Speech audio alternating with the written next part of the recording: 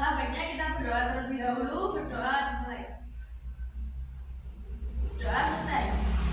Bunda, aku akan presensi kalian terlebih dahulu. Jihan, hadir. Fairen, hadir. Risa, hadir. Aisyah, hadir. Nah, bila semuanya hadir ya. Bila semoga kita semua senantiasa diberikan kesehatan akan dapat belajar bersama-sama di tempat ini.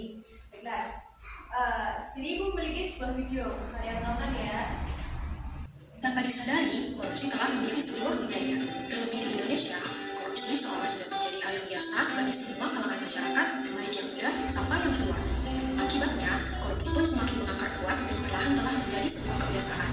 Tidak melulu korupsi menyangkut hal-hal besar seperti penggelapan uang negara, tetapi korupsi bahkan bisa ditemukan pada hal-hal kecil yang terjadi di kehidupan sehari-hari. Sikap yang dianggap sepele dan wajar ternyata bisa memicu mental korupsi di dalam diri kita.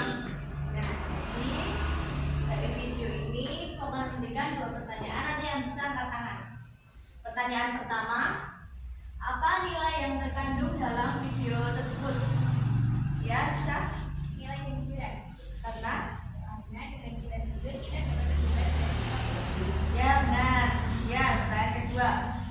Jadi ini kan adalah contoh sikap kasus korupsi. Nah, kasus korupsi merupakan sebuah pelanggaran. Pelanggaran apa? Ada yang tahu angkat tangan? Ya, Mas Farel? Pelanggaran norma. Ya benar. Jadi pada hari ini kita akan membahas mengenai pelanggaran norma. Nah, tujuan kita mempelajari pelanggaran norma yaitu agar kita dapat membedakan mana itu sesuatu yang boleh dilakukan dan tidak boleh dilakukan atau yang dilarang oleh norma, dan kita dapat membedakan mana yang baik dan mana yang buruk. Nah, jadi kita akan memasuki ke materi. Sebelumnya tadi yang bisa menjawab jadi satu kelompok, untuk kelompok pertama yang bisa menjawab dan kelompok dua yang belum bisa menjawab. Silakan.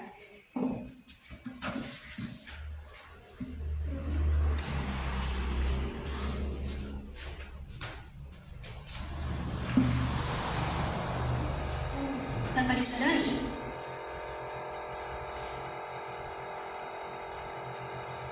jadi materinya yang pertama, norma dan pelanggaran norma. Norma adalah aturan atau ketentuan yang mengatur kehidupan warga masyarakat yang digunakan sebagai tatanan dan mengendali tingkah laku dalam kehidupan masyarakat karena setiap manusia memiliki perbedaan kepentingan. Nah, jadi di sini norma ini merupakan aturan, ketentuan, dan mengendali tingkah laku masyarakat. Kemudian pelanggaran norma bisa dibacakan, Mbak Jihan.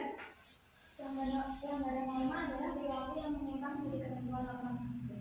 Contohnya ketika seorang warga masyarakat melanggar kesepakatan yang diatur oleh norma agama, dia akan mendapatkan konsekuensi atau akibat sebelumnya yang diatur oleh aturan agama, dan dia akan menerima akibat tersebut di dunia maupun di akhirat. Nah, itu nih contohnya, yaitu seorang warga masyarakat melanggar kesepakatan yang diatur oleh norma agama. Misalnya, Mas Farel kan beragama Islam.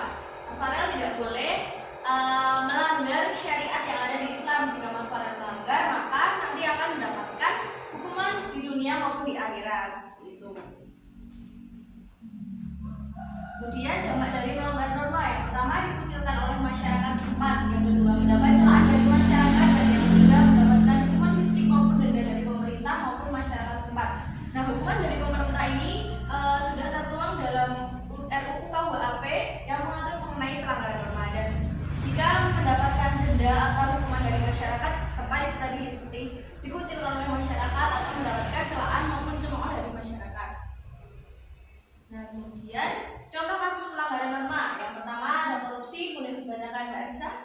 Korupsi merupakan penyalahgunaan uang negara bagi perusahaan, organisasi, yayasan, dan sebagainya untuk keuntungan pribadi atau orang lain. Pada pasal 603 KUHP, pelaku tindak pidana korupsi dipidana dengan pidana penjara seumur hidup atau pidana penjara paling singkat 2 dan paling lama 20 tahun. Nah, jadi pada kasus korupsi nanti yaitu merupakan penyalahgunaan uang negara. Nah, pada pasal penindakan ini yaitu pasal 603 KUHP dan akan dipenjara selama 2 tahun atau paling lama 20 tahun. Kemudian yang kedua ada kekerasan. Kekerasan merupakan perihal yang bersifat keras, perbuatan seseorang atau kelompok orang yang menyebabkan cedera atau matinya orang lain atau menyebabkan kerusakan fisik atau barang orang lain. Nah, pada kasus ini sesuai pasal 170 KUHP, sanksi pidana selama-lamanya 5 tahun 6 bulan. Kemudian yang ketiga ada ada penyalahgunaan narkoba. Penyalahgunaan narkoba merupakan zat yang jika dimasukkan dalam tubuh manusia, baik secara minum, dihirup, maupun disuntikan dapat mengubah pikiran, suasana hati, atau perasaan dan perilaku seseorang. Nah, penjara paling lama yaitu 4 tahun. Peraturan ini tercantum dalam pasal 85 KUHP dan berlaku bagi mereka yang mengonsumsi narkotika golongan 1 untuk dirinya sendiri. Kemudian, contoh kasus yang keempat ada seks bebas. Seks bebas merupakan perilaku seksual remaja yang dilakukan tanpa adanya ikatan pernikahan. Nah, perilaku ini merupakan akibat dari perkembangan biologis sehingga mendorong hasrat seksualnya. Hukuman bagi pelaku seksual sesuai RUU KUHP selama 6 bulan penjara. Kemudian yang terakhir ada tawuran. Coba dibaca Mas Karen. Tawuran merupakan perkelahian massal atau perkelahian yang dilakukan secara beramai-ramai. Jika korban cedera, tindakan akan dihukum sesuai pasal 170 KUHP. Namun jika korban cedera berat atau bahkan sampai meninggal akan dihukum sesuai pasal 358 KUHP. Nah, jadi tawuran ini kan merupakan perkelahian massal atau perkelahian dilakukan secara beramai-ramai. Nah, jika korban itu cederanya ringan, maka dihukum sesuai pasal 170 KUHP. Namun jika korban ini cedera berat atau bahkan sampai meninggal akan dihukum sesuai pasal 358 KUHP. Nah, untuk kalian sebagai anak SMA, ibu harap kalian harus menghindari pelanggaran norma yang tawuran ini, karena kalian kan SMA itu marak-maraknya ada sikap tawuran. Baiklah, kemudian sini Ibu akan memberikan evaluasi. Untuk kelompok 1 Ibu akan memberikan kertas analisis. Dan untuk kelompok 2 Ibu akan memberikan sebuah kertas beserta amplop yang nanti ditempel di sebaliknya. Silakan bisa dikerjakan. Nanti yang tidak bisa bertanya.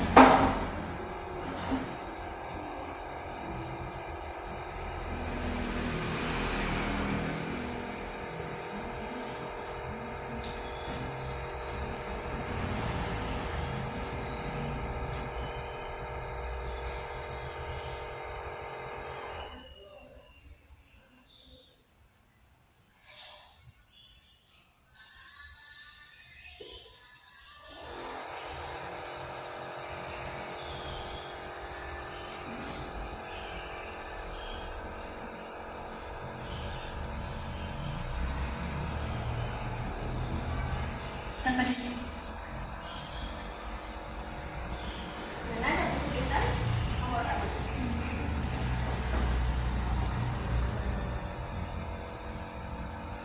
Nomor 2. Kesulitan? Ada yang sudah selesai? Yang selesai bisa angkat tangan. Untuk perwakilan nomor 1 silakan maju.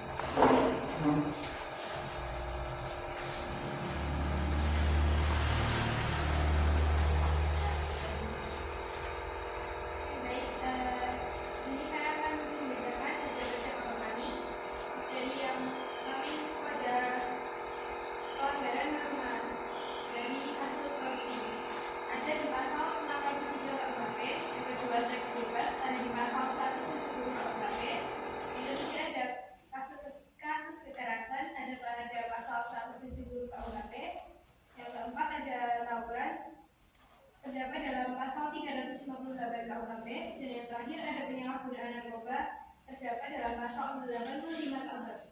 Baiklah, beliau terus pada kelompok pertama. Kemudian perwakilan kelompok kedua silakan maju.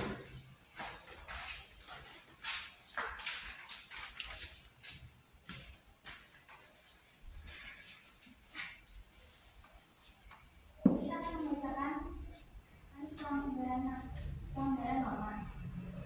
Yang pertama, sosialisasi dilakukan tanpa ada ikatan pernikahan. Perilaku ini merupakan akibat dari perkembangan biologis sehingga mendorong hasrat seksual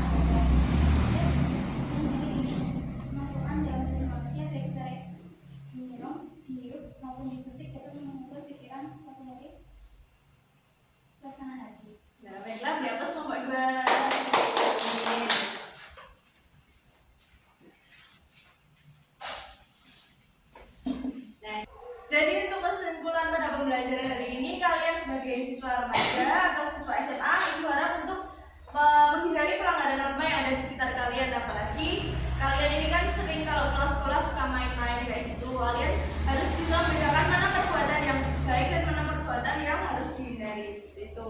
Dan untuk PR-nya Ibu akan kirim di grup kelas nanti sebuah Google Form nanti diisi karena itu merupakan penilaian kalian dalam pemahaman materi pelanggaran norma.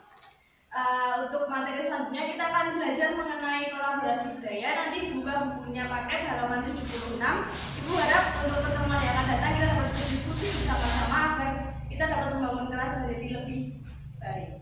Nah, sebelumnya ada yang ingin bertanya? Jika tidak, mungkin untuk pertemuan kali ini kita cukupkan. Sebelum kita akhiri, kita membaca berdoa bersama-sama.